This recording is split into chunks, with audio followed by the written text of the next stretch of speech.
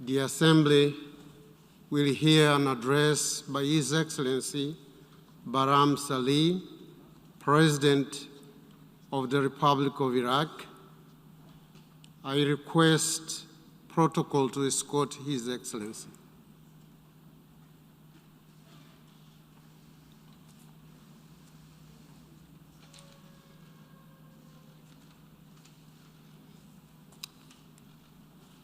On behalf of the General Assembly, I have the honor to welcome to the United Nations His Excellency Barham Salih, President of the Republic of Iraq, and to invite him to address the Assembly. Bismillah ar-Rahman ar-Rahim.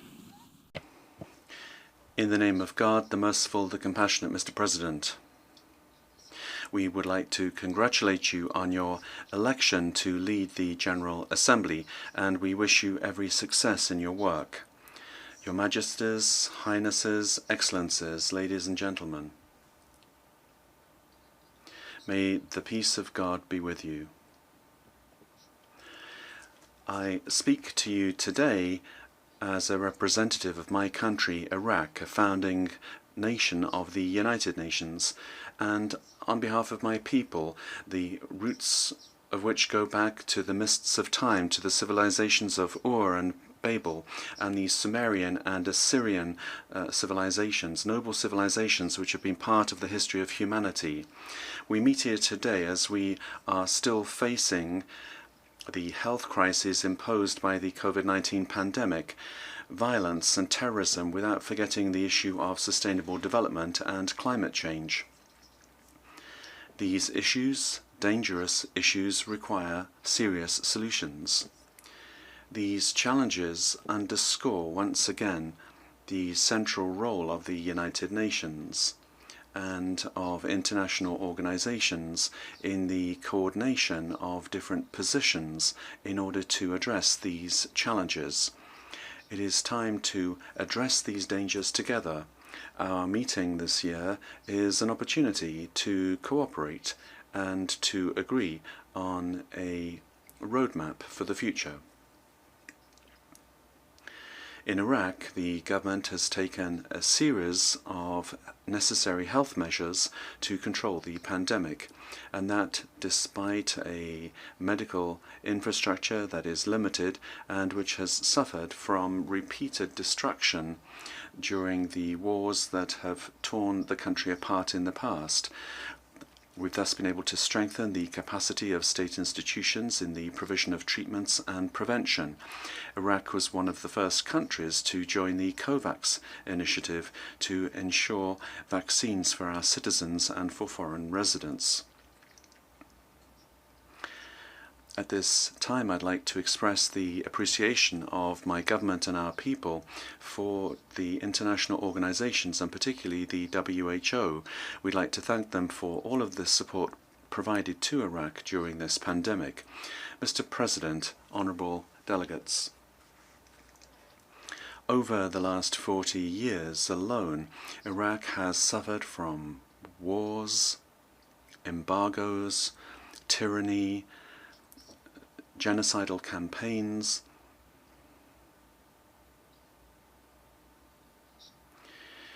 we've known mass graves, the use of chemical weapons in Jalaba, the draining of the marshes, and the grip of terrorism over our cities.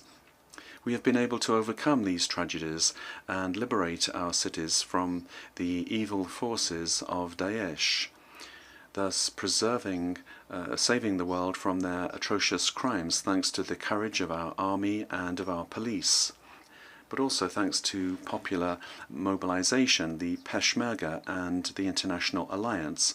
Let's not forget the support provided by our neighbors and friends, and also the great role played by the religious authority of Najaf al-Ashraf in mobilizing people to face this existential threat. Our forces acted with determination to stamp out the remaining terrorist cells which threaten the security of Iraq and the region and the world. We cannot understate the danger posed by terrorism. If we become lax and distracted by regional conflicts, we will simply see the return of obscurantist forces that will threaten our peoples and our security. Cooperation and solidarity are our only choice in our fight against international terrorism and the groups which support it.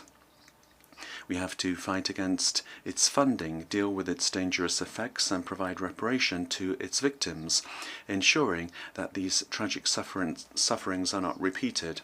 Our obligation today is to rebuild the cities that have been liberated and ensure that those displaced can return home. We've made great progress, and we hope to benefit from the support of the international community in the rebuilding of our regions that have been freed from the yoke of terrorism. We must respond to the urgent humanitarian needs and promote the capacity for rebuilding the infrastructure in the country so that our citizens will be able to once again find a dignified and normal life. In this context, I'd like to underscore the adoption by Iraq of the law on Yazidi survivors in order to ensure justice for this category of individuals which has suffered the worst kinds of oppression and exploitation at the hands of Daesh. The law also covers women from other societal groups. Ladies and gentlemen, the phenomenon of corruption also threatens the security and stability of the whole world. Corruption in our country is facing corruption because of the heavy burden left behind by wars and conflicts that have squandered a huge part of the resources of the country, thus depriving Iraqis of the riches of their land. The fight against corruption, therefore, for Iraq is a genuine national battle. The situation of the country will not normalize unless we manage to beat corruption. This fight means we must limit the sources of corruption and block their various forms of access. We must ensure that funds are restored that have been plundered or trafficked, a great part of which are used to perpetuate violence and chaos in the country. We have no other choice than that of victory. Based on this commitment to fight corruption, Iraq joined the United Nations Convention Against Corruption in 2000, as well as the Convention of the League of Arab States Against Corruption in 2010. We are also working on a draft law for the recovery of plundered assets, and the government has organized a conference aimed at coordinating efforts to achieve this goal. I would like to issue a call to our friends in the international community to help us to find again and restore the money that has been plundered from Iraq due to corruption. This will be a decisive step in deterring corruption. We renew our call for an international alliance to be formed to fight against corruption and to restore pillaged goods, similar to the International Alliance Against Terrorism. We cannot eliminate terrorism unless we eliminate corruption, which itself constitutes a political economy of violence and terrorism. Corruption and terrorism, in fact, are linked and are mutually reinforcing and work steadfastly in tandem. Mr. President, honourable delegates, our planet is facing an existential danger due to extreme climate change, which is threatening future generations. We may have different political views, but we must remain united in fighting climate change. This is a danger which threatens everyone. Our country, Iraq, is going through difficult times. The climate conditions are very harsh. Desertification and the scarcity of water resources places the country in 5th place amongst the weakest countries with regard to climate change, according to the 6th report of environmental forecasts for the Western Asian region. Iraq has joined the United Nations Framework Convention on Climate Change in 1992, as well as the Paris Convention of 2015. And we are working towards the adoption of a strategy aimed at preserving the environment and achieving the SDGs by 2030. A document of national contributions has been drafted to guide our economic transformation and promote the concept of a green economy in order to attract new investment to Iraq and to ensure greater participation of the private sector in this fight against climate change. We must resuscitate the valley between the two rivers, this region which previously was known as the Black Land because of its dense vegetation, a paradise of Eden, a green area, an area of fertility. Iraq, because of its geographic place in the heart of the region and because of its diversified environment where we have palm trees, marshes and the mountains of Kurdistan, can be an environmental meeting point for the countries of the Middle East. This requires international support in all areas in order to assist Iraq in its efforts to implement these national and political strategies. The climate crisis does not spare any country. Adaptation to its disastrous and harmful effects and reducing them cannot be done through individual measures. A country which believes that its measures are able to protect it from the dangers of the climate will see those efforts reduced to naught if its neighbour or its region or the world does not adopt similar measures. The sandstorms, the scarcity of water, the increase in the temperatures and desertification are cross-border dangers which will not be solved unless there is coordination and planning at the international level and at a high level, combining together national, regional and international plans. Ladies and gentlemen, Iraq sits at the heart of the Middle East region, a region that has suffered and still is suffering from wars and conflicts that are the result of the breakdown of security and political systems over at least the last 40 years. The absence of Iraq and its natural role on the regional scene was one of the reasons for destabilization in the area. This is why Iraq has adopted a balanced policy based on dialogue and the reduction of tensions, concentrating on areas of common agreement.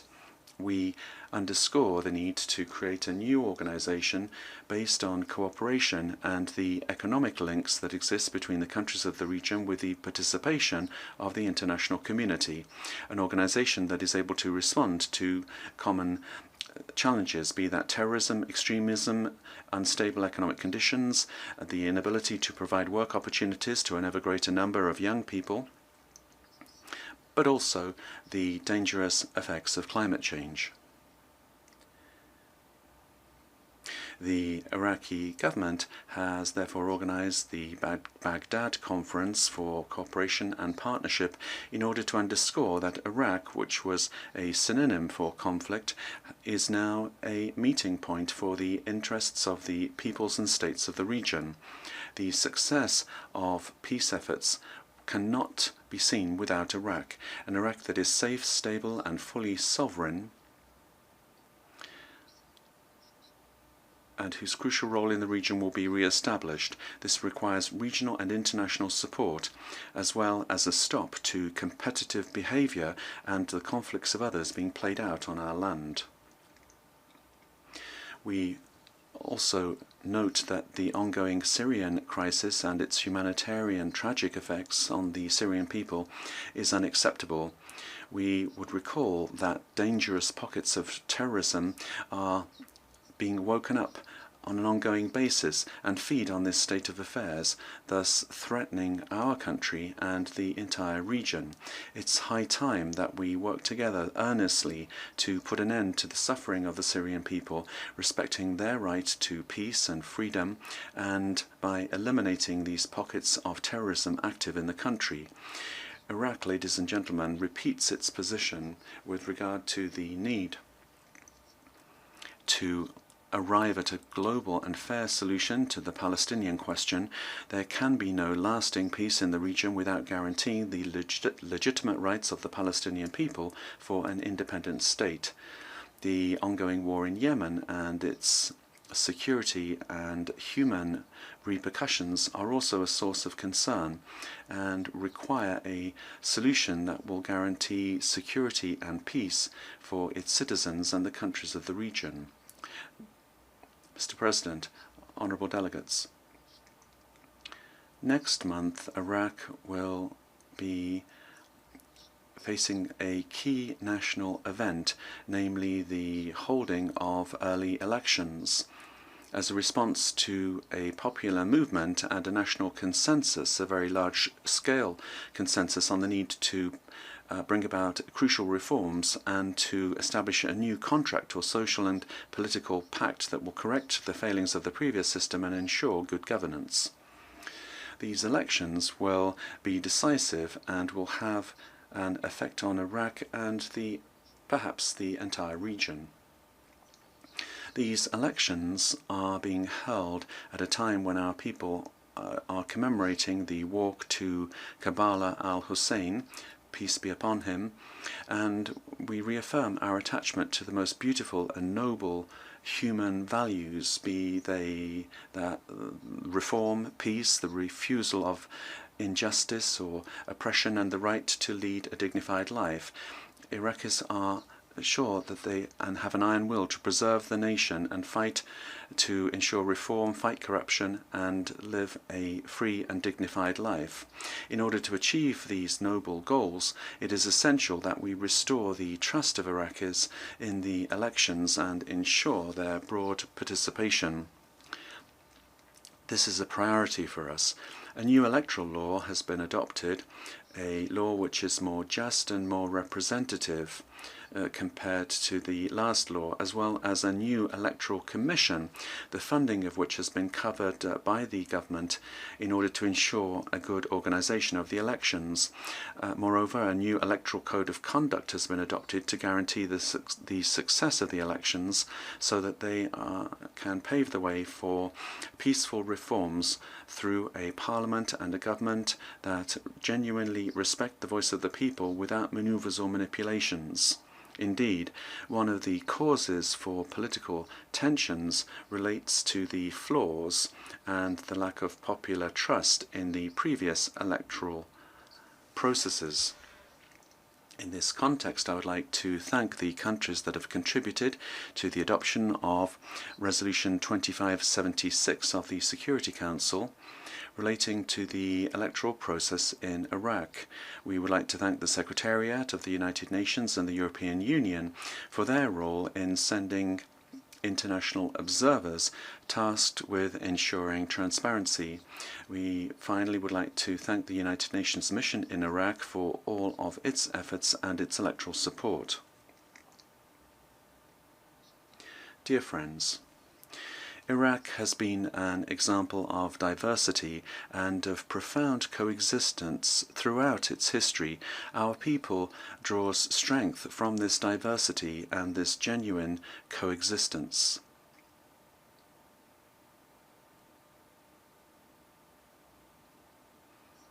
The people respect this diversity as part of our culture. The next passage is being read out in an unofficial UN language, therefore cannot be interpreted.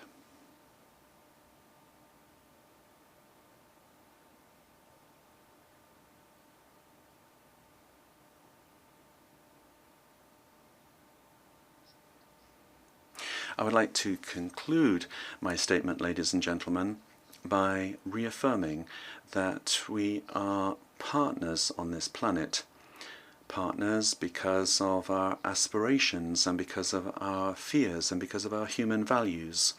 We have a great need for solidarity in order to put an end to the degradation of the environment and to avoid wars and conflicts. Responding to The environmental challenges is the greatest gift that we can give to future generations. I thank you, Mr. President, and may the peace of the Most High be with you all. Thank you.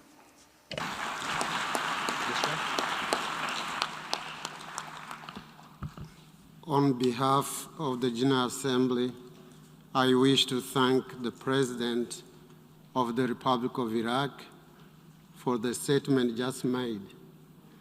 I request protocol to escort His Excellency. We have heard the last speaker in the general debate for this meeting. The 11th plenary meeting to continue with the general debate will begin at 3 p.m. sharp. The meeting stands adjourned.